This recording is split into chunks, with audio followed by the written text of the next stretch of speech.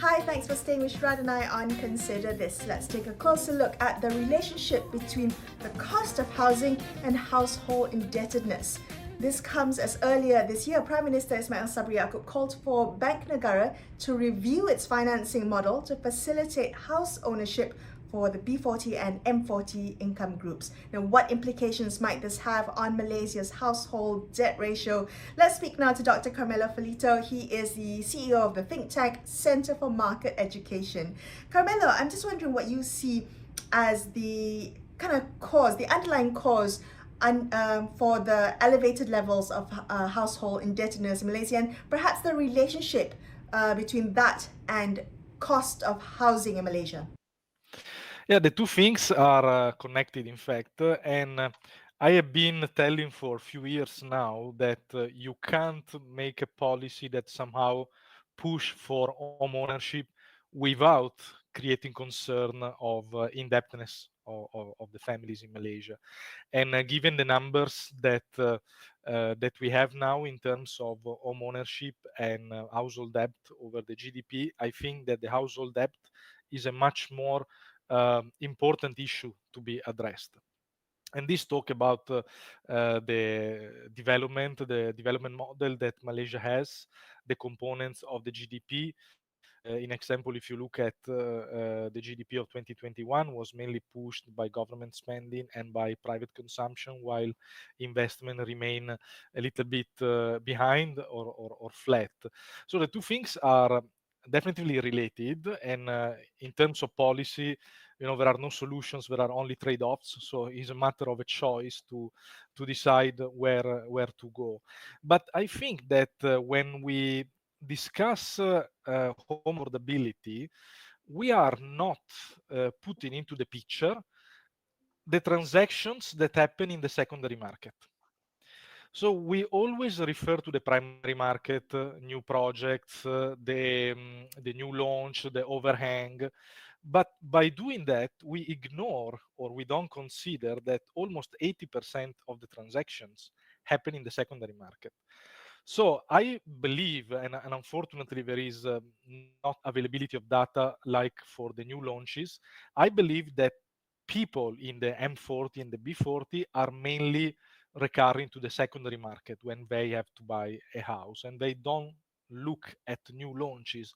And it also makes sense. I think that we can't really believe in a model in which every person that leave the house of mother and father buy a house that is newly launched. So we will keep on needing new launches for the new families that are formed. And what is going to happen to the old houses? It's going to be destroyed.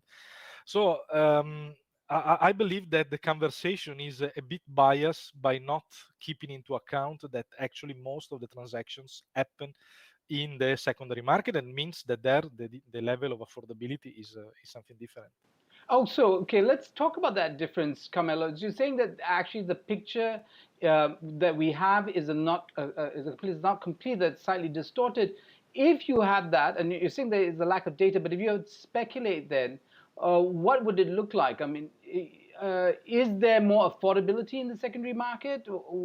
What would change in terms of our concerns about housing affordability? Yeah, definitely the level of affordability is higher for what we can guess.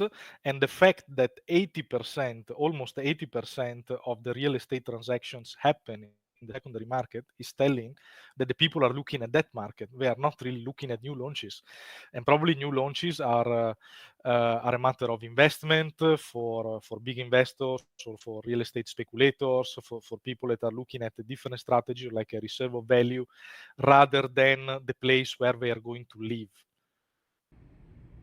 Right. Okay. And if so, how do we then address that? Because what you're trying to say, I think, is there is such a mismatch between what's coming out to the market, between what people want. How then do we kind of close that mismatch? Is that an issue for free market principles, or is there a role for government in this? Well, obviously there is a choice.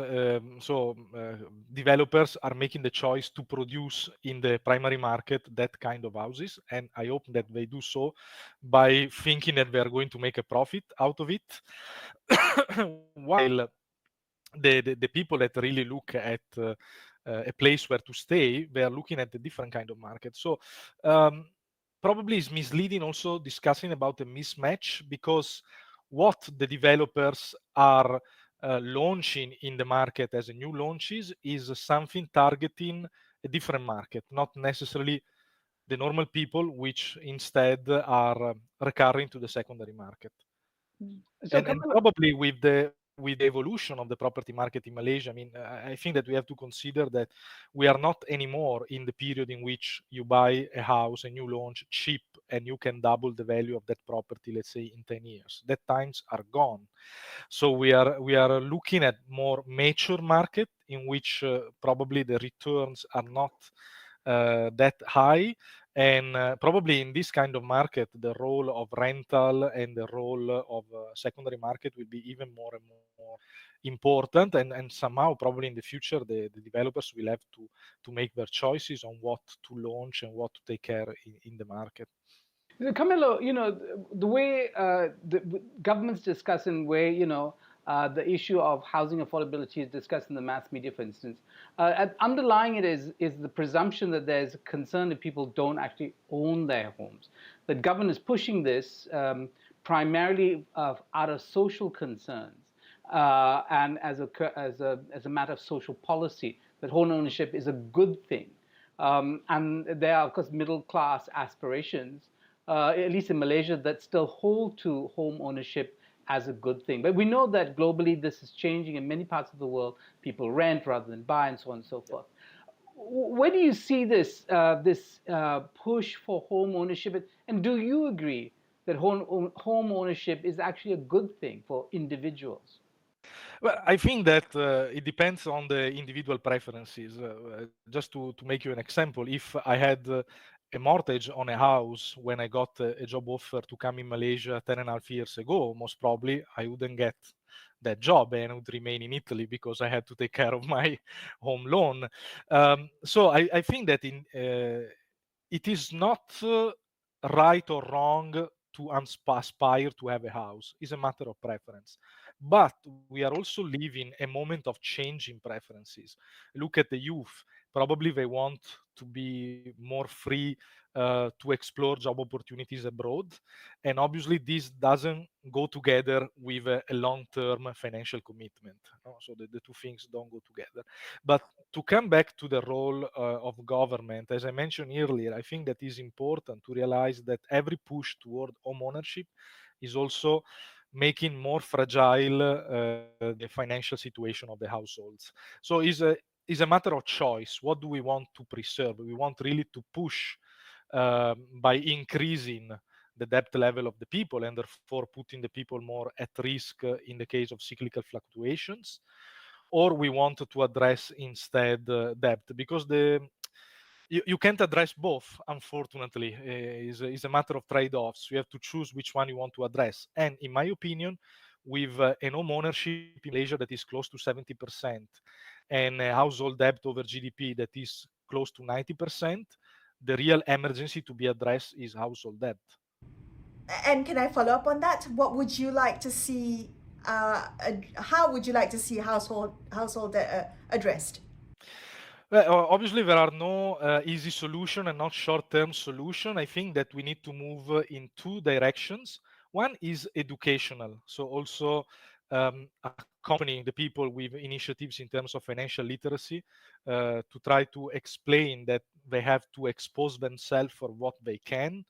So make the step proportionate to your possibilities.